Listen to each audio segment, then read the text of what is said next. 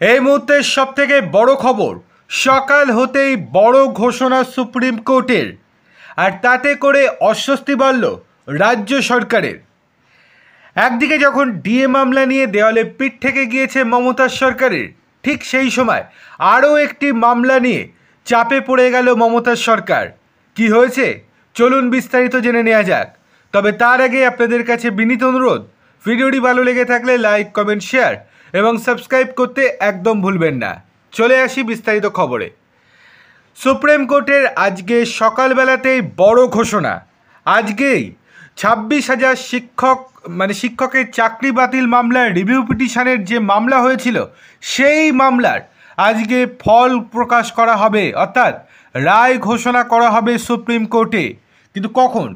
দুপুর 1:30 থেকে 2টোর মধ্যে সুপ্রিম কোর্টে এই রিভিউ পিটিশনের রায় ঘোষণা করা হতে পারে, আজকে পরিষ্কারভাবে জানিয়ে দেওয়া হয়েছে সুপ্রিম কোর্টের তরফ থেকে।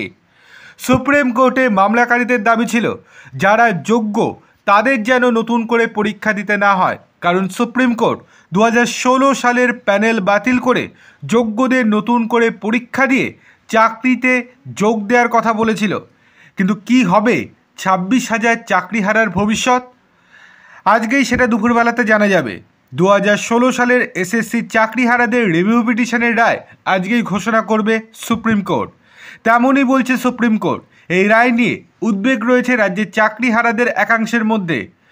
অনেকে চাকরিহারা ন্যায় বিচার পাবেন বলেও আশা করছেন। চলতি বছর 3রা এপ্রিল এসএসসি নিয়োগ দুর্নীতি মামলার রায় ঘোষণা করেছিল সুপ্রিম কোর্ট।